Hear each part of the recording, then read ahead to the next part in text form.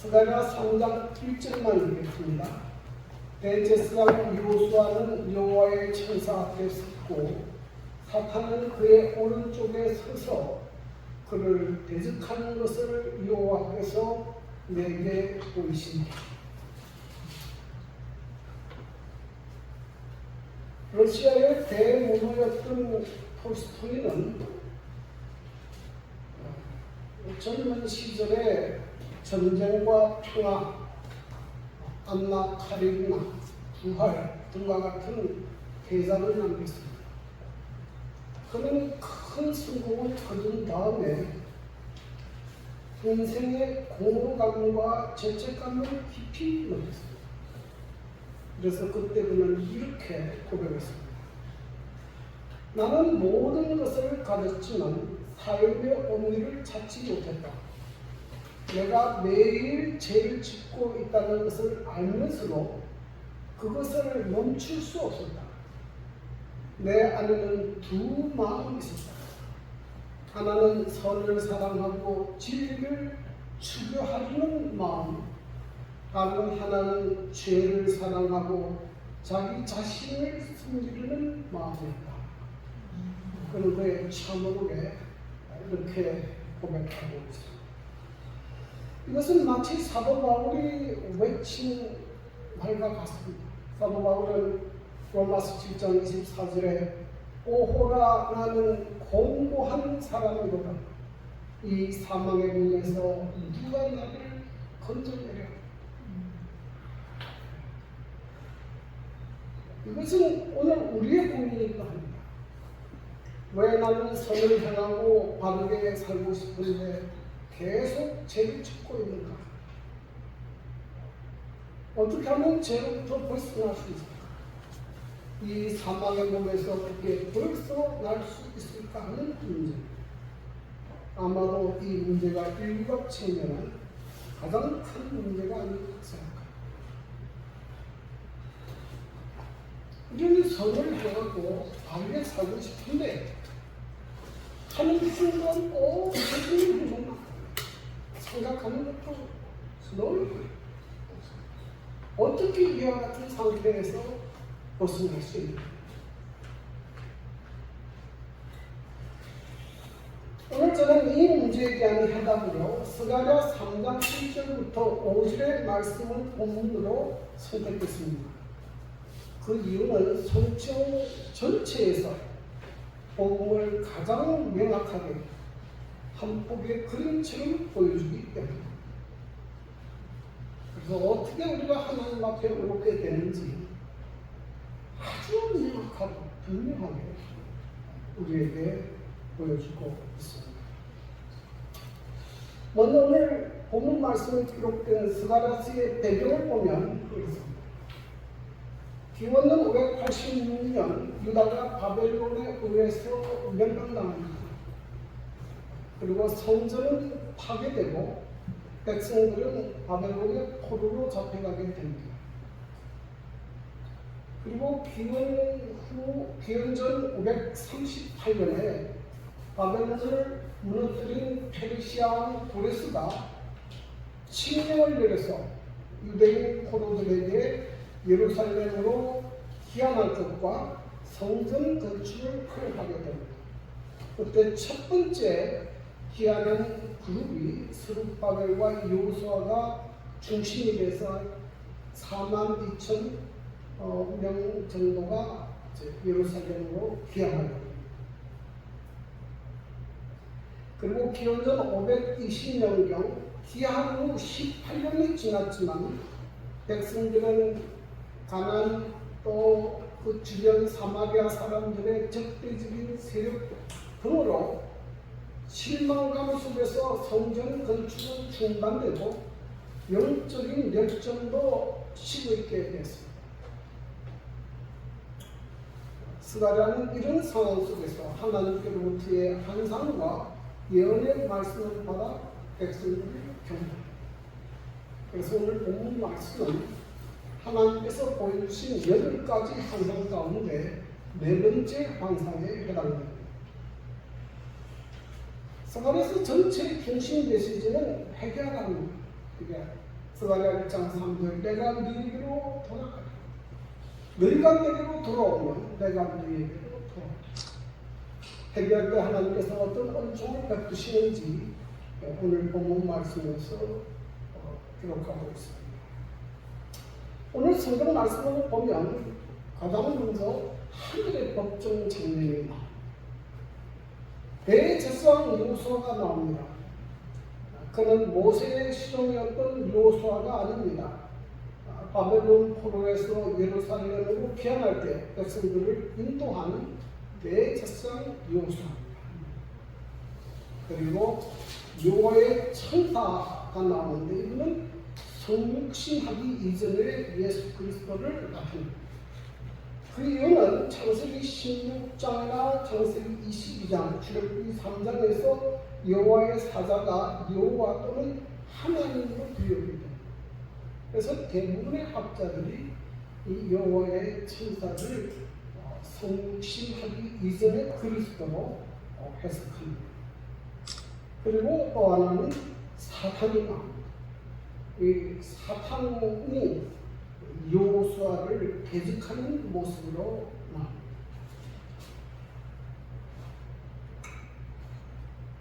오늘 본문을 통해서 우리는 약 세 가지 교훈을 찾을 수 있습니다. 첫 번째는 정죄에 받을 수밖에 없는 우리의 상태를 보여줍니다. 스가랴 3장 1절 3절 대제사장 여호수아는 여호와의 천사 앞에 섰고 사단은 그의 오른쪽에 서서 그를 대적하는 것을 여호와께서 내게 보이시니라. 여호수아가 두루운 옷을 입고 천사 앞에 서 있는지라. 여호수아가 두루운 옷을 입고 천사 앞에 서 있는 모습은 여호수아와 이스라엘 전체의 제때 상태를 보여줍니다. 이 성경에서 두루운 옷은 우리의 죄악을 상징합니다. 원래 대제사장은 하나님 앞에 서면 영화롭고 아름다운 예복입니다. 그런데 지금 여호수아는 두루운 옷을 입고 있습니다. 그러니까 여호수아도 하나님 앞에 자격이 없고 여호수아가 대표하는 이스라엘 백성 전체도 하나님 앞에 설 수 없는 아주 죄된 그런 상태를 보여주는 것입니다. 그리고 그 옆에서 사단은 그를 대적하는 것을 보여주었습니다. 여러분, 이 법정 장면은 실제로 일어나는 장면입니다. 여러분, 사단은 상상으로 그렇게 하는 것이 아니고 실제적으로 하나님 앞에서 우리의 죄를 지적하고 고소합니다. 여기 계시록 12장 10절에 보면 우리의 형제들을 참소하던 자, 곧 우리 하나님 앞에서 밤낮 참소하던 자가 쫓겨났고, 그래서 사단은 아주 구체적으로 우리의 죄를 지적합니다. 이 사람은 이런 죄를 짓고 이런 죄를 짓고, 그러니 이 사람은 절대로 하나님의 은혜를 받을 수 없고 구원받을 수 없고, 이 사람은 내 백성입니다. 그렇게 주장해요.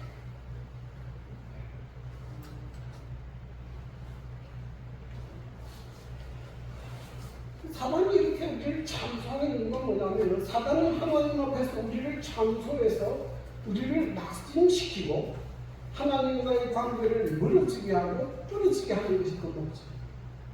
그래서 이제는 나는 안 된다, 포기하고 하나님에게서 무너지게 하고 끊어지게 하는 것이 그 목적. 그런데 또 하나 우리의 죄를 깨닫게 하시는 분이 있습니다. 그분은 성령이십니다. 그가 와서 죄에 대하여, 의에 대하여, 심판에 대하여 세상을 책망하시죠. 성령이 우리 삶에 역사하는 첫 번째 일이 뭐냐면 우리의 죄를 깨닫는. 그런데 사단이 하는 일과 성령이 하는 일은 정반대입니다. 사단은 우리로 하여금 하나님께서 떨어져서 완전히 구원을 잃어버리게 일합니다. 그런데 성령은 우리의 죄를 깨닫게 하고 하나님께로 돌아가요. 그것이 성령의 역사와 사탄의 역사가 다른 점입니다. 그래서 우리가 늘 우리의 음성을, 이 사탄의 음성을 듣게 되면 우리는 절망하게 돼요. 하나님께서 떠나가게 됩니다. 그러나 우리가 성령의 음성을 듣게 되면 회개하고 하나님께로 돌이키게 돼요. 성경에 보면 가룟유다는 사단의 음성을 들어서 결국 자살로 그의 인생을 끝을 맺어요. 베드로도 똑같은 죄를 지었지만 그는 회개하여 초대교회의 가장 중요한 사도가 됐습니다.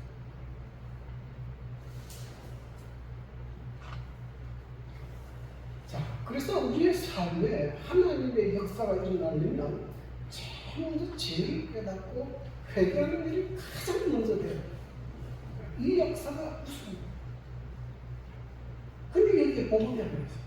이게 뭐냐면 스가랴 3장 2절인데요. 여호와께서 사단에게 이르시되 사단아 여호와께서 너를 책망하노라. 예루살렘을 택한 여호와께서 너를 책망하노라. 이는 북에서 보낸 그슬린 나무가 아니냐 하실 때에 지금 사단 요소를 정치합니다. 이 사람은 돈을 주고 싸우고 이 사람이 싸우고. 그런데 이때 하나님께서는 누구를 정죄합니까? 사탄을 정죄합니다. 요사를 정죄하는 사탄에게 정죄. 여호와께서 너를 책망하노라. 여호와께서 너를 책망하노라. 예루살렘을 택한 여호와께서 너를 책망하노라. 이는 불에서 꺼낸 그슬린 나무가 아니라. 불에서 꺼낸 그슬린 나무는 어떤 나무입니까? 불에 다 없어져야 되는데 중간에 끄집어냈어요. 정말 가까스로 남은 불에서 꺼낸 그슬린 나무 같은 그런 존재라고. 하나님께서 뭐 하십니까? 그를 위해 변호했습니다. 저희 옆에 어릴 때 경험했는데요. 제가 아주 어릴 때 제 그 밑에 남동생이 또 하나 있습니다. 근데 저는 참 귀한 아들로 태어났어요. 저는 아버지가 3대 독신인데 위에 누나가 45번째 제가 태어났어요. 제가 사랑을 굉장히 많이 받았어요. 근데 제 동생이 딱 태어나면서 상황이 달라졌어요. 나한테 가지던 모든 관심과 사랑이 동생한테 들어가요. 자꾸 제 마음속에 미운 생각이 들어요. 그래서 하루는 어머니한테 가가지고 내 동생이 잘못한 것을 모조리 집어서 고다짐을 했습니다. 얘가 이것도 잘못했고 이것도 잘못했고. 근데 어머니가 어떤 반응을 일으키냐면 듣기 싫다. 듣기 싫다. 그러면 하지 마라. 그래서 우리 어머니가 내 얘기를 안 들으시는구나. 그 이상 해봐야 효과가 없다. 그렇게 알았어요. 근데 지금 하나님께서 꼭 그렇게 하십니다. 사단의 정죄를 지금 듣지 않는 겁니다. 사단을 정죄하는 것을 멈추게 하시고 그를 옹호하십니다. 여기 선지자왕에 보면 이런 표현이 있습니다. 인간이 자신의 힘으로는 원수의 비난을 막을 수 없다. 인간은 죄로 물든 옷을 입은 채 자기의 죄를 자복하여 하나님 앞에 씁니다. 그러나 우리의 대변자 예수께서는 회개와 믿음으로 자기의 영혼을 지켜주시도록 당신께 맡기는 모든 사람을 위하여 열렬히 탄원했습니다. 예수께서는 그들을 위하여 변호하시고 갈바리의 힘있는 논쟁으로 그들의 참수자를 뭐하신다? 이기십니다. 예수님의 이런 변호가 있기 때문에 우리에게 희망이 있는 겁니다. 그래요, 여러분 기억하십시오. 로마서 8장 33절 34절 누가 하나님께서 택하신 자들을 고발하리요 의롭다 하시는 이는 하나님이시니 누가 정죄하리요 죽으실 뿐 아니라 다시 살아나시는 그리스도 예수시니 그는 하나님 우편에 계신 자요 우리를 위하여 뭐 하시는 자입니까? 그래서 여러분이 아무리 절망적인 상태에 있다 하더라도 나를 위해서 간구하시고 중보하시는 누가 계시다는 것을 예수님이 대제사장으로 봉사하신다는 사실을 잊지 마시기 바랍니다. 성경이 가르쳐주는 가장 중요한 것이죠. 요한일서 2장 1절 나의 자녀들아 내가 이것을 너희에게 쓰면 너희로 죄를 범하지 않게 하려 합니다. 만일 우리가 죄를 범하여도 아버지 앞에서 우리에게 대언자가 있으니 곧 누구다? 우리 오신 예수 그리스도. 여기에 우리 희망이 있습니다. 우리가 죄인이 아닌 것 아니에요. 우리는 죄를 많이 지었어요. 사실. 그러나 우리가 회개하고 하나님 앞에 나갈 때 누가 우리를 위해서 중보하신다고요? 예수님께서 우리에게 중보하고 있습니다. 이것이 우리에게 주는 첫 번째 메시지입니다. 두 번째는 루트의 경우를 했는데요. 루트가 종교 계획을 일으켰을 때에 실제로 사단이 그에게 찾아와서 루트가 지은 모든 죄의 목록을 쫙 보여줬다. 뭐 때문에 그렇게 했겠습니까? 우리가 얼마나 큰 죄인인데 뭐 종교계 그런 거 하느냐. 하지 말아요. 그때 루트가 그럼에도 불구하고 예수님께서 나를 위해 십자가에 죽으셨고 내 모든 죄를 사하셨다. 사단아 물러가라. 그래서 가지고 있던 쓰고 있던 잉크봉을 벽에 던졌는데 지금도 루트가 했던 마편 구석에 가면 그 잉크 흔적이 있다. 제가 가서 봤는데 없어요. 안 보여요. 하도 오래돼가지고 없어요.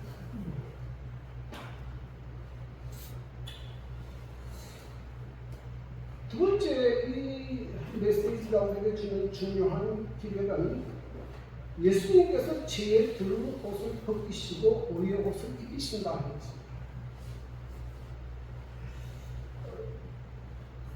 스가랴 3장 4절에 자기 앞에 선 자들을 명령하사 그 들은 옷을 벗기라 하시고 또 여호수아에게 이르시되 내가 내 죄악을 제거하여 그랬으니 내가 아름다운 옷을 입히리라 하시고.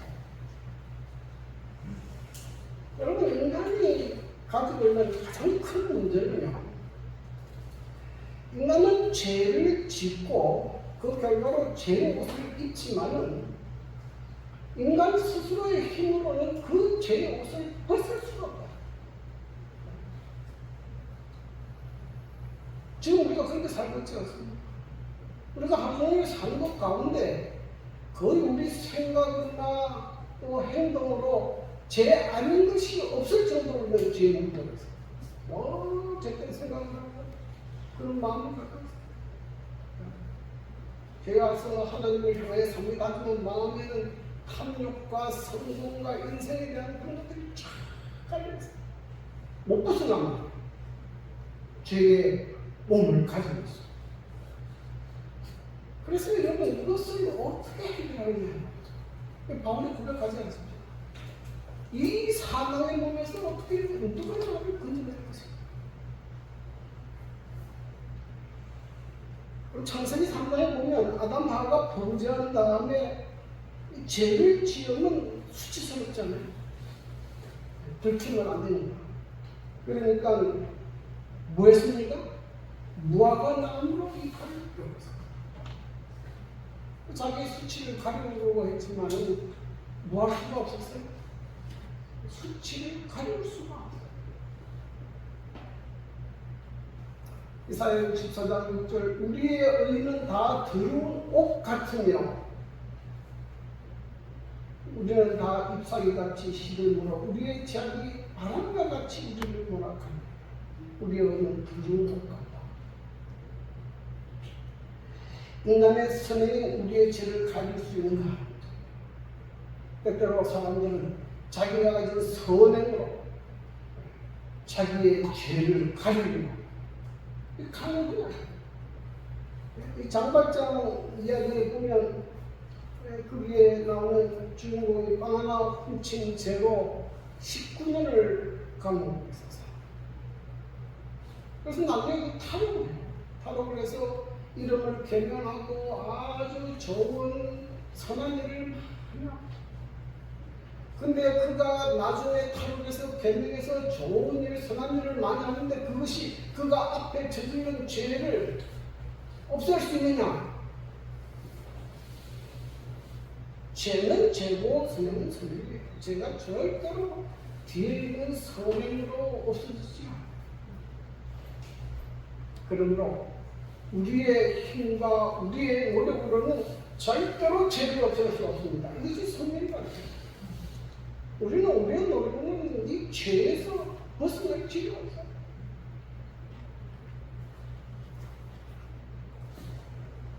가끔 착각하는 게 있는데요. 죄는 우리가 계명을 지킵니다. 이 계명을 지키는 것이 우리가 죄로부터 벗어나는 것으로 착각해요. 그렇지 않습니다. 제대로는 성경을 그렇게 가르치고 있지 않아요. 그것이 우리의 죄를 가릴 수 없어요.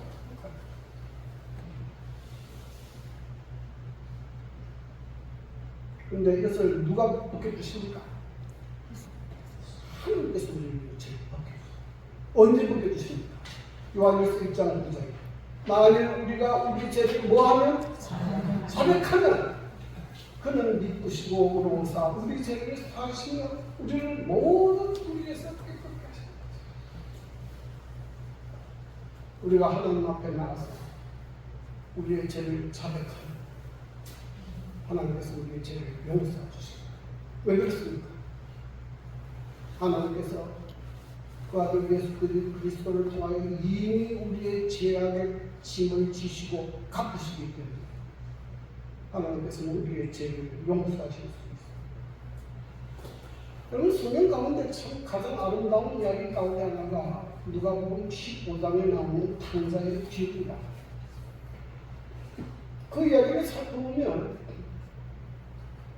한 큰 부잣집의 둘째 아들이 자기 아버지로부터 받을 유산을 미리 받아가지고 먼 나무로 가서 달에서 다 써버렸어요.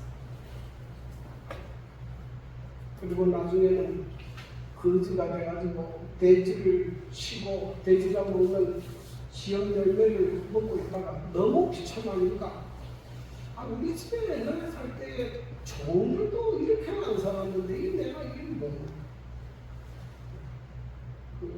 아버지 집에 대한 그리움이 생기고 아버지가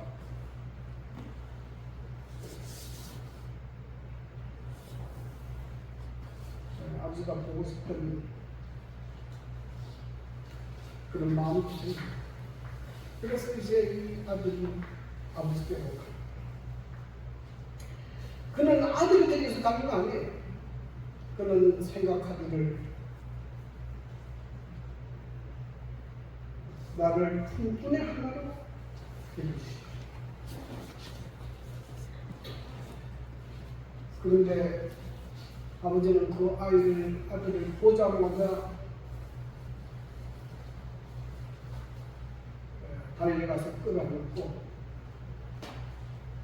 그에게 거지 옷을 벗기고 그에게 아들 옷을 입히고 아들의 손가락질을 끼우고 아들의 시발을 씌우고 이 아들이 아버지한테 한 것이 뭡니까?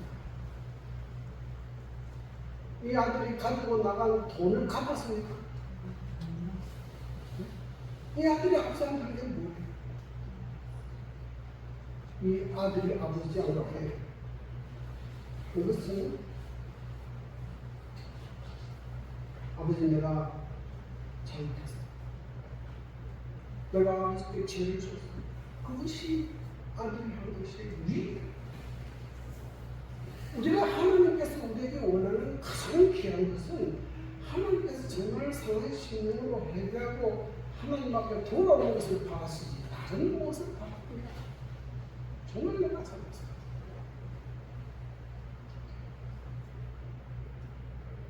그때 하나님께서 우리에게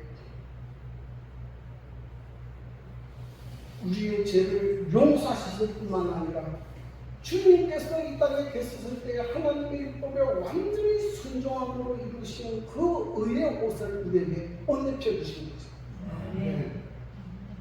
이사야 21장 10절 내가 여호와로 말미암아 크게 기뻐하며 내 영혼이 나의 하나님으로 말미암아 즐거워하니 이는 그가 구원의 옷을 내게 입히시며 공의의 끝옷으로 내게 되었으니 신랑이 사모를 쓰며 신부가 자기 보석으로 달라함 같게 썼습니다.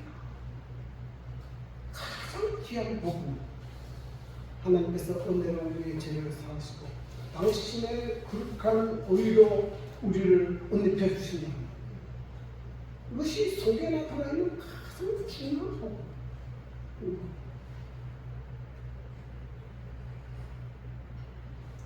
성지자왕 584페이지에 이렇게 되어있죠. 더러운 옷을 벗기시는 것은 죄를 용서하시고 하나님의 은총을 회복해 주심을 의미한다.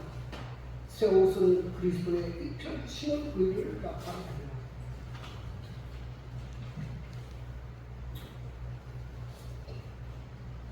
가르치고 기별기관 394페이지를 말했습니다. 우리들은 우리 자신 안에서는 죄인들이지만 그리스도 안에서는 의인들이다. 그리스도의 의를 옷 입히심으로 우리들을 의롭게 하신 하나님께서는 우리를 의롭다고 선언하셨으며 의인들처럼 하신다. 하나님 의롭다고 말만 하는 게 아니고 실제로 뭡니까? 의인으로 치료. 의인에게 주시는 영생과 축복을 받았습니다. 그래서 가장 이렇게 드라마틱하게 보여주는 장면이 뭐냐면 십자가 우편 강도에게 예수님께서 나그네를 약속한 거죠. 이 사람은 지금 십자가에서 죽어가는 과정이기 때문에 그가 뭐 하나님 앞에 뭘 할 수 있는 게 아무것도 없어요.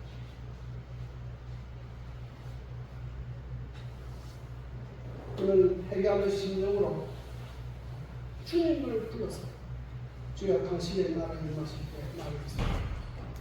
그때 예수님께서 바로 그 자리에서 주문을 약속했어요. 내가 오늘 내게 이르노니 내가 나와 함께 다음에 있습니다. 예수님은 우리에게 의인처럼 취급하시고 의인이 받을 영생과 구원을 뭐로 주셨습니까? 선물로 주신 것입니다. 그러므로 여러분이 회개하고 예수 그리스도의 의로 옷 입히시면 내 스스로는 죄인이라고 할지 모르지만 이제는 그리스도의 의를 옷 입은 자로 여기고 살게 되기를 간절히 바랍니다. 계속 나는 죄인이다 이렇게 하면 그렇게 하면 안 돼요. 예수 그리스도 안에서 나는 부르게 된 사람이고 하나님의 참. 그 다음에 세 번째는 예수 우리를 제사장으로 회복시켜 주신다고.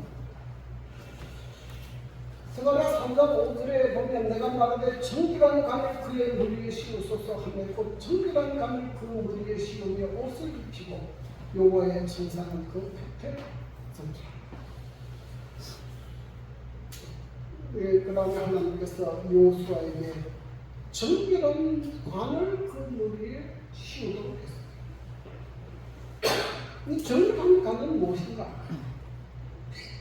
옛날에 그 대제사장은요, 아름다운 옷을 입고 그 머리에는 정결한 관을 썼습니다. 여기 보면 출애굽기 28장 36절 37절 너는 또 순금으로 패를 만들어 도장을 새기는 법으로 그 위에 새기되 여호와께 성결이라 하고 그 패를 청색끈으로 간 위에 내게 곧관 청년에 있게 하라.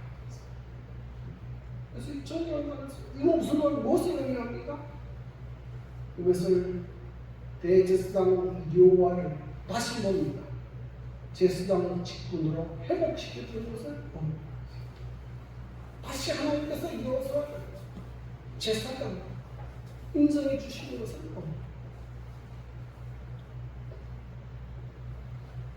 그리고 비록 불에 타다 남은 불에서 꺼낸 나무와 같은 그 바벨론에서 완전히 하나님의 심판을 받아 망하고 그래서 겨우 살아남아서 돌아온 그 4만 명의 남은 무리들을 다시 물어 하나님의 택한 제사장 백성들로 삼아주시는 것입니다.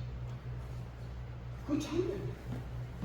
이게 출애굽기 19장 5절 6절 세계가 다 내게 속하였나니 너희가 내 말을 잘 듣고 내 언약을 지키면 너희는 모든 민족 중에서 내 소유가 되겠고 너희가 내게 대하여 제사장 나라가 되며 거룩한 백성이 되리라. 하나님께서 이스라엘이 택하신 목적이 제사장 나라가 되어야 된다. 그 제사장 나라가 뭐냐 이 말이죠.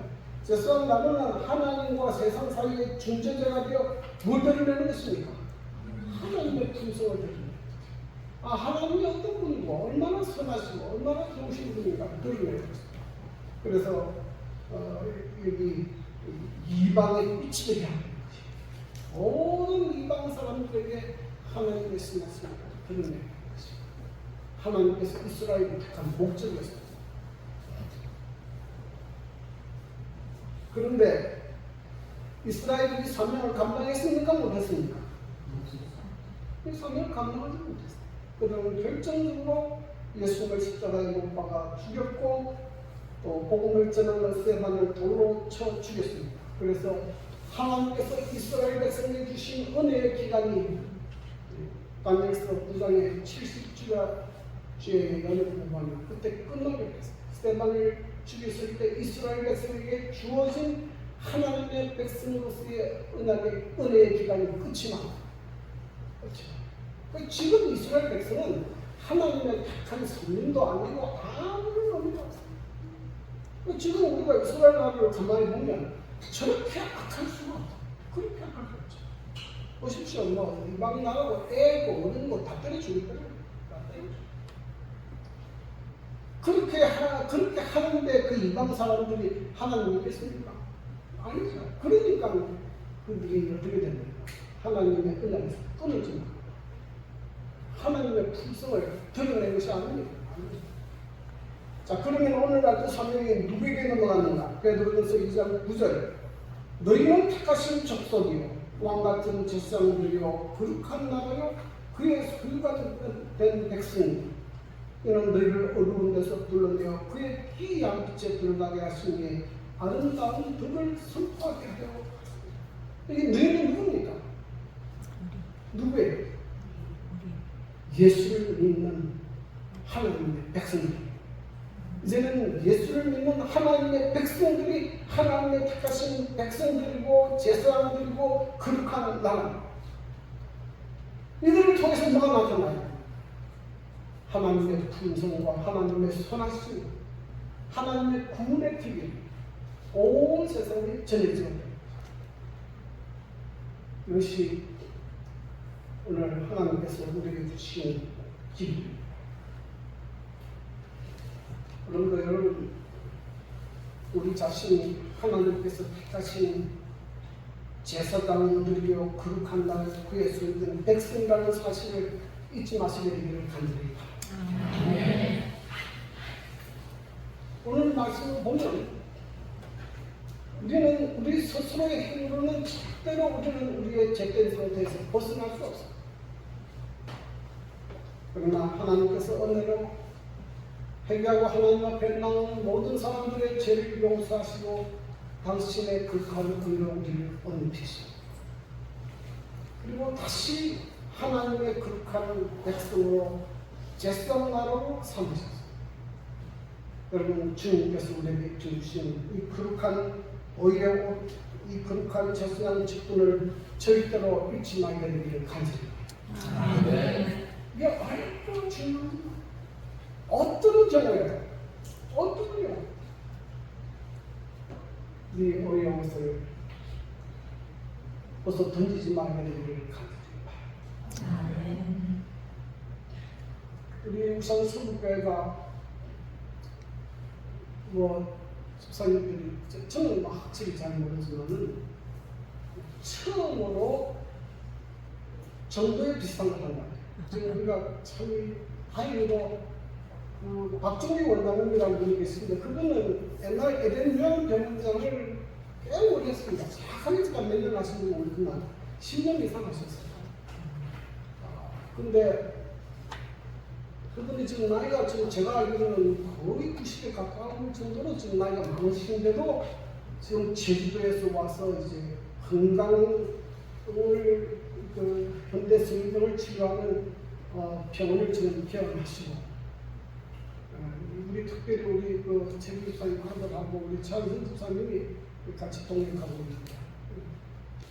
그 덕분에 저희가 다음 주부터 이 박종기 원장님을 모시고 건강 세미나를 개최합니다.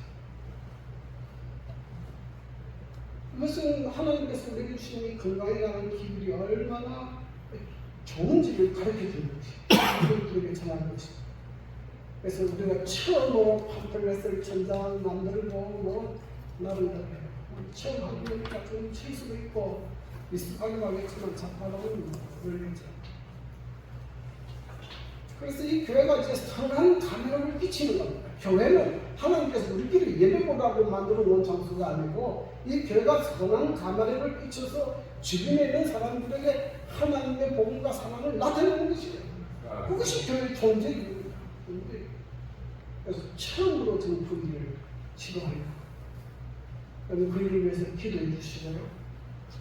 관심을 가져주시고 우리 교회가 정말로 주님 보시기에 아름다운 극한 교회를 선정할 수 있도록 도와주시고 오늘 우리에게 주시는 귀한 말씀처럼 절대로 주님께서 주시는 의의 옷을 벗지 않게 되기를 바랍니다.